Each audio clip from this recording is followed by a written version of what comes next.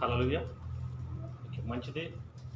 ఈ భూమి మీద దేవుడు ప్రతి ఒక్కరిని తన కుమారుడైనటువంటి యేసుక్రీస్తు వారి ద్వారా ప్రతి ఒక్కరిని తన మహిమతో నింపి, దేవుడు ఎలా ఉంటాడో అనేది ప్రతి వారిని కూడా తన మహిమ ద్వారా కనపరచాలని దేవుడు కోరుకుంటా ఉన్నాడు.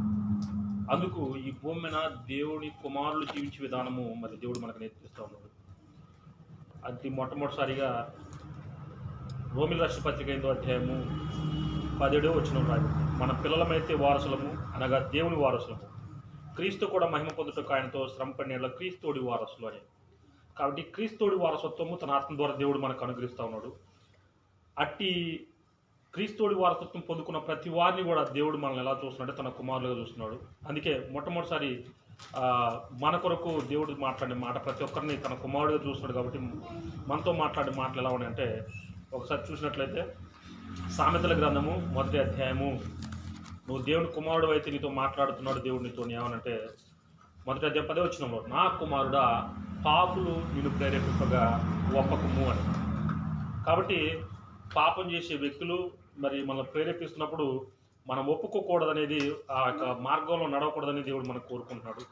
అలానే 10వ వచనంలో చూసినట్లయితే, నా కుమారుడా నీవు వారి మార్గమున పోకుము, వారి త్రోవలేదో నడవకుండా నీ పాదం వెనుక తీసుకుంటున్నాడు. కాబట్టి వాళ్ళు మిమ్మల్ని ప్రేరేపిస్తున్నప్పుడు వాళ్ళ మార్గంలో వెళ్ళొద్దు అంటున్నాడు. ఆ యొక్క మార్గంలో నడవడం వల్ల అవునా నష్టం కలుగుతుంది. కాబట్టి నీవు వారి మార్గంలో పోకుము, పాపులు త్రోవలేదో నడవకుండా నీ పాదము వెనుకకు తీసుకున్నాము. సామెతల గ్రంథంలో 1వ అధ్యాయం రాయబడింది 1వ వచనంలో, దుష్టుల మార్గం చొప్పున నడవద్దు అని చెప్పేసి. కాబట్టి ఇంకో మాట 2వ వచనంలో రాయబడిన మాట, నా కుమారుడా నీవు నా మాటలను అంగీకరించి నా ఆజ్ఞలను నీ యొద్ద దాచుకునేట్లా, జ్ఞానం నాకు నీ చెవికి హృదయపూర్వకంగా వివేచన అభ్యసించినట్లా, తెలివికై మొరపెట్టినట్లా, వివేచనకై మనవ చేసినట్లా, వెన్నిని వెతికినట్లు దాన్ని వెతికినట్లా, దాచబడిన ధనమును వెతికినట్లు దాన్ని వెతికినట్లా, యెహోవా యందు భయభక్తులు కలుగుట ఎటుదో నువ్వు గ్రహిస్తావు అని రాయబడింది. కాబట్టి ఈ మాటలు అంగీకరించాలి. దేవుడు మనతో మాట్లాడుతున్న ప్రతి మాట నాతోనే అని నువ్వు అనుకుంటే కనుక, నువ్వు ఆ హృదయపూర్వకంగా మాటలు అంగీకరించి నా జీవితంలో జరగాలని కోరుకుంటే కనుక నువ్వు అడుగుతావు, మొరపెట్టమంటున్నాడు. ఎలా నడవాలి, ఎలా మాట్లాడాలి, ఏం చేయాలి, ఇవన్నీ కూడా అడిగి పొందుకోవాలని కోరుకుంటున్నాడు. ఎలా వెతకాలంటే, ఒక వెండి పోతే గనక, బంగారం దాచబడిన ధనం పోతే గనక వెతికినట్లు వెతికితే అది దేవుని యందు భయభక్తులు తెలియజేస్తుంది అంటున్నాడు. అలానే 3వ అధ్యాయంలో 1వ వచనం రాయబడింది, నా కుమారుడా నా ఉపదేశం మరవద్దు అంటున్నాడు. ఈ నా ఆజ్ఞను హృదయపూర్వకంగా గైకొని అంటున్నాడు. నీ హృదయంతో పూర్తిగా ఈ యొక్క మాటలపై ఆధారపడి అంటున్నాడు.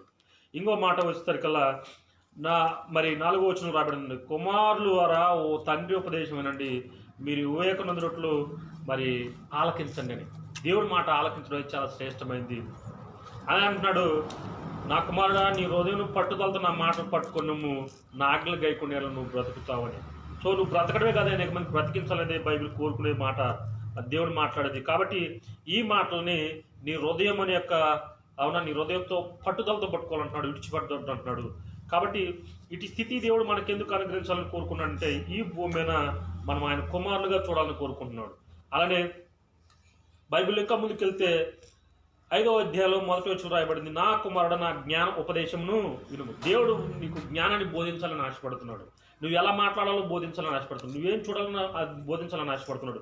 నువ్వేం గ్రహించుకోవాలో అది దేవుడు మాట్లాడాలి, మరి అది గ్రహించుకొని నువ్వు పొందుకోవాలని ఆశపడుతుంది. కాబట్టి పరిశుద్ధాత్మ అంటే ఏంటో నువ్వు ఎరగాలనేదే ఈ భూమి మీద దేవుడు మన జీవితంలో కోరుకునే గొప్పది. అది దాని జ్ఞానం అంటారు. పరిశుద్ధాత్మ మనలోకి రానంత వరకు, జ్ఞానం మనకు రానంత వరకు ఏం మాట్లాడుతావు, ఏం చేస్తావు, ఏముంటావు అవన్నీ కూడా అది రుజువుపరచలేదు. కానీ పరిశుద్ధాత్మ వస్తే కనుక మనం ఆలకిస్తాము, వివేకంగా ఆయన బోధకు చెవి ఎక్కుతాము.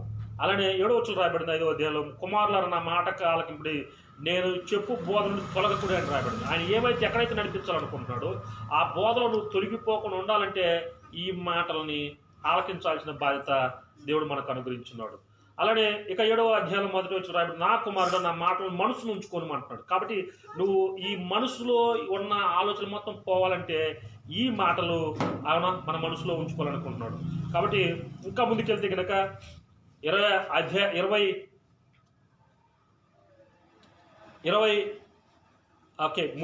రాయబడింది 26వ వచనంలో, నా కుమారుడా నీ హృదయం నాకిమ్ము, నా మార్గంలో నీ కళ్ళు ఇంపుగా ఉండమంటున్నాడు. సో ఆయన మార్గాలు ఇంపుగా ఉండాలి అంటే కనుక మొదట నీ హృదయాన్ని ఆయనకి ఇమ్మంటున్నాడు. నీ హృదయం ఆయనకి ఇస్తే కనుక ఆయన మార్గాలు నీకు అవునా చాలా ఇంపుగా ఉంటాయి అంటున్నాడు. అలానే 24వ అధ్యాయము 13 చూడబడి, నా కుమారుడా తేనె త్రాగుము అది రుచిగలదు కదా, తేనె పడి తిను అది నీ నాలుగు తీపే కదా, నీ ఆత్మకు జ్ఞానం అట్టిదని తెలుసుకుంటున్నాడు. అది దొరికిన ఎడలా ముందుకు నీ గతి మంచి కలుగును, నీ ఆశ భంగము కానేరదంటున్నాడు. హల్లెలూయా. నిజంగా రేపైనా కానీ మరి మరణాలైనా సరే ఒక 2 నెలల తర్వాత సంవత్సరాల తర్వాత నీవు ఇప్పుడు ఆశపడింది భంగం కాకుండా దేవుడు నెరవేర్చుకోవాలన్నాడు. హల్లెలూయా. కాబట్టి ఈ మాటలు ఎప్పుడైతే దొరుకుతుందో ఒక తేనె దొరికినట్టుగా తేనె పడి దొరికిన అది తినమంటున్నాడు. అది తినడం వల్ల ఏమవుతుందంటే అది నీ నాలుగు తీపిగా ఉంటుంది. కాబట్టి నీవు ఈ యొక్క మాటలు ఆత్మీయ స్వరూపైన తండ్రే దేవుడే యేసునామంలో మాట్లాడుతున్నాడు. ఆయన నామే నాతో మాట్లాడుతున్నాడు, ఆయన వాక్యమే నాతో మాట్లాడుతున్నాడు. నువ్వు నమ్మితే కనుక నీ ఆత్మకు జ్ఞానం అట్టిదని తెలుసుకుంటూ అంట అది నీకు దొరికినలా ముందుకు నీ గతి మంచి గతి కలుగును, నీ ఆశ భంగం కాదు. కాబట్టి నువ్వు గనక ఆయన మార్గాల ఇంపుగా ఉండాలనుకుంటే నువ్వు హృదయాన్ని ఆయనకి ఇచ్చే బిడ్డగా ఉండాలి. కాబట్టి అన్నిటికన్నా ముఖ్యంగా నీ హృదయానికి ఇస్తే గనక, ఆయన మాటలు వింటే గనక, నీవు పరిశుద్ధాత్మ పొందుకుంటే గనక నువ్వు గనక క్రీస్తు తోడు వారసుడు అవుతావు, క్రీస్తు యొక్క స్వరూపాన్ని ధరించుకుంటావు. ఈ భూమి మీద ఆయన మహిమను కోసం ప్రయాసపడే నువ్వు, ఆయన ఆత్మ పొందుకోవాలని ప్రయాసపడే నువ్వు అనేక మందికి ఇచ్చే బిడ్డగా మారిపోతావు. ఎందుకంటే దేవుడు మనల్ని భూమి మీద కోరుకున్నాడు, తను ఇచ్చిన ఉచితమైన మహిమను ఉచితంగా అందరికీ ఉచితంగా ఇవ్వాలని.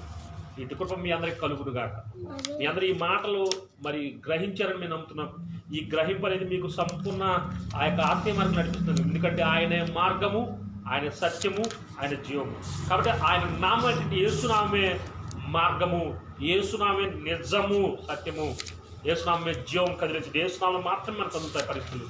స్వస్థ కావాలన్నా యేసునామంలోనే కదులుతుంది, విడుదల కావాలన్నా యేసునామంలో కదులుతుంది, మరి సంపూర్ణ మార్మర్స్ కలగాలన్నా యేసునామం జరుగుతుంది. కాబట్టి ప్రతి కార్యము ఆయన మార్గాలు అనేటువంటి యేసునామం మాత్రం జరుగుతాయి. యేసునామం తప్పించేసి పరలోక రాజ్యానికి మార్గం లేదు.